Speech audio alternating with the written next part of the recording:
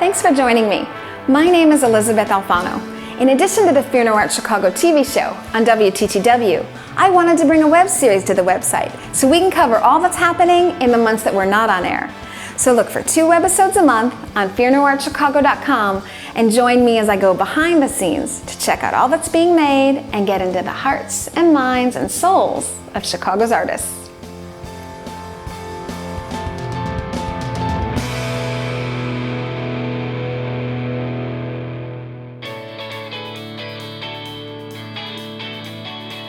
Today I'll be talking with painter Virginia Scribner Mallard, and I'm excited to talk to her for her long personal history in painting.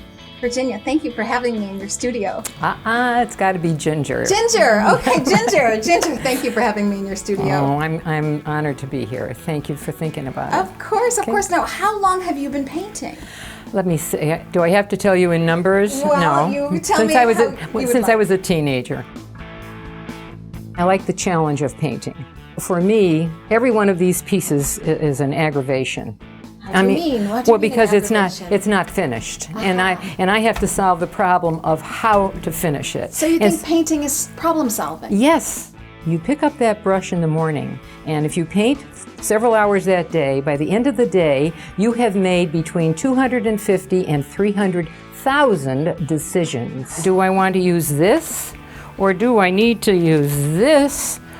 Or maybe over here, like here I have made 5 different little color paths, and they all match these 4 bottles of ink.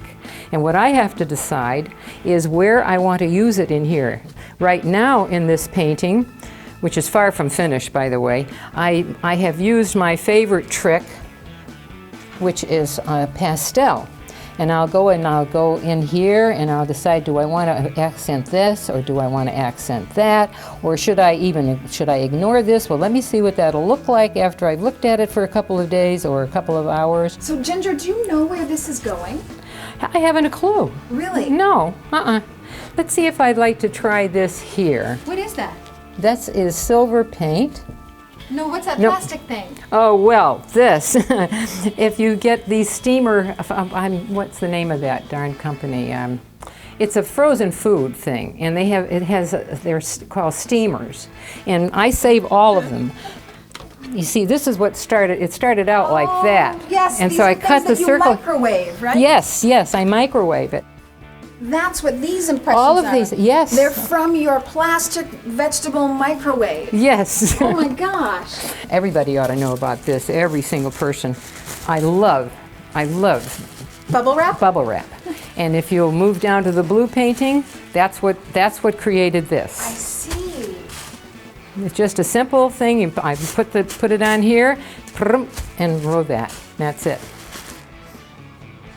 And I think that's maybe needs a little bit of lifting.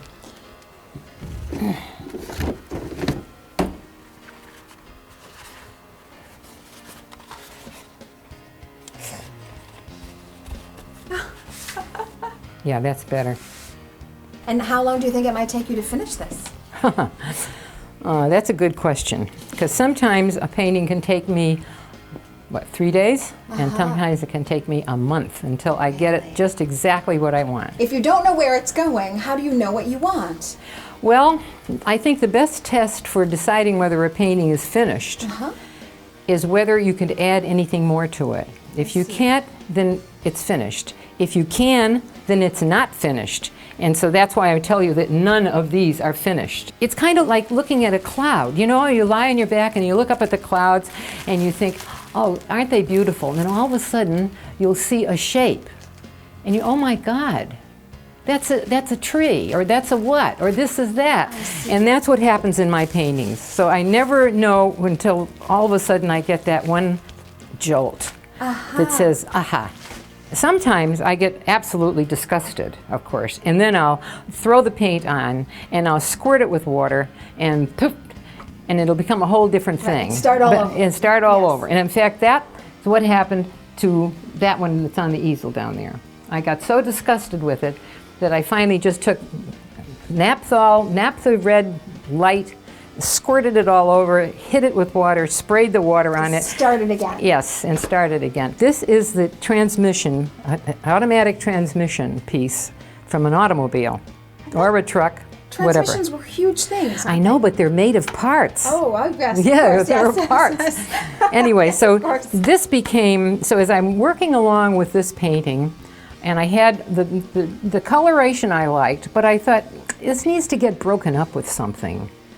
And so I painted this, put it down, and here you go. There it is, right there there. it is. Right there. And then I did it again. And I stepped back and I said, gee, I kind of like that. Here's the part number.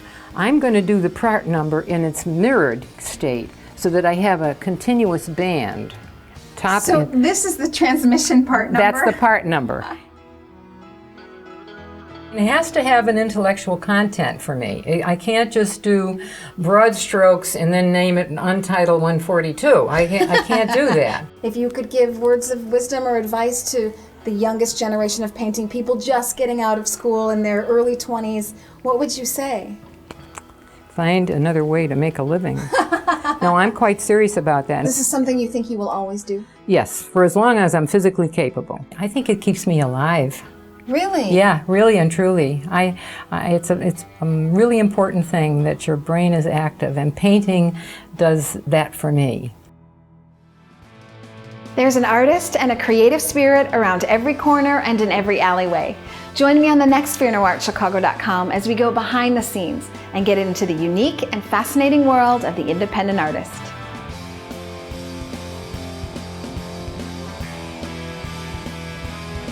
This came about, this kind of interesting texture here yes, how came did you about get because I took this or one like it and Is just this toilet paper? this is a toilet paper holder.